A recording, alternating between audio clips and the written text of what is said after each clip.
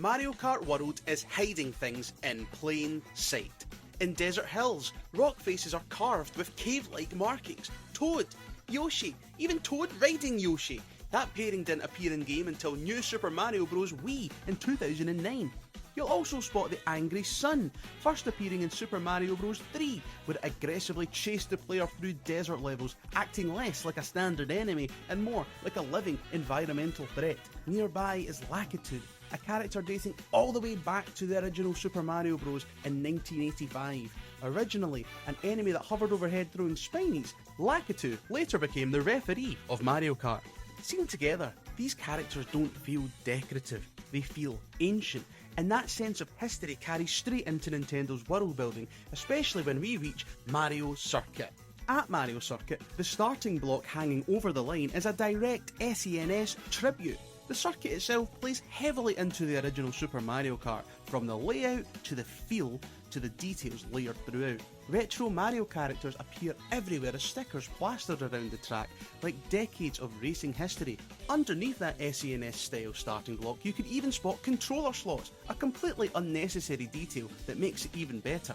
Then there's the Bob-omb Plugs billboard, not interesting on its own until you notice the date printed on it.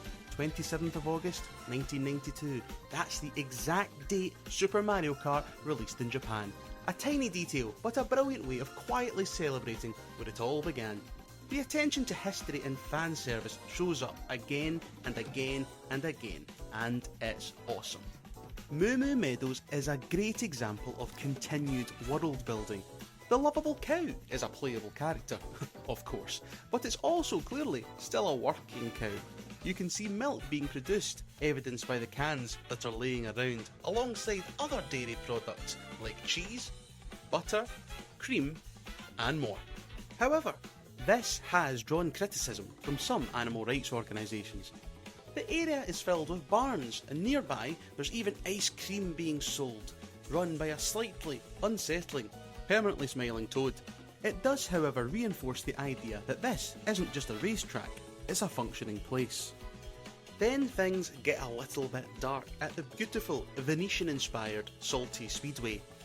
The fish market openly sells crab and fish, which raises an uncomfortable question, because Mario Kart World includes oceanic characters like Sidesteppers and Cheep Cheeps. So, do the other characters eat them? It gets worse. The food power-up you obtain here only ever gives you fish and chips! A small, easy to miss detail, but once you notice it, it's kind of messed up. This dark underbelly certainly takes away from the gorgeousness of Salty Speedway. Crown City starts at West Greens Park, in a large, open, public space with signage noting it was established in 1992, the very same year the original Mario Kart was launched. There's nothing more to the park, but it is a nice drive. Birdo is here too, now running a business selling engagement rings. Unexpected, but very classy. You'll also spot Rosalina Automobile, which ties into something seen elsewhere in the game. Rosalina appears to have a monopoly on public transport. Rosalina bus tours can be spotted driving around too, reinforcing that idea. There's a Tenants Wanted sign in Crown City, a small but very real reminder that capitalism exists even here.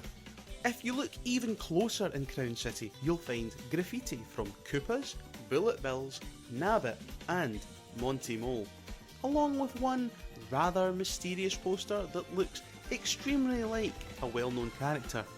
Waluigi, is that you? This is just another nod to Nintendo's fantastic world building. Finally, there's Faraway Oasis. A sign advertises Treasure Tracker, a clear reference to Captain Toad. Nearby are two massive rock formations that look suspiciously like Pride Rock from The Lion King. Simba is not a playable character, and that is tragic. And that's the thing about Mario Kart World. The more you explore it, the better it gets. The racing is fantastic, but it's the tiny, unnecessary details that keep pulling you back. The stuff that proves that someone cared enough to think it all through. This isn't just a racing game, it's a world, and it wants you to notice it. Thanks for watching, and subscribe for more.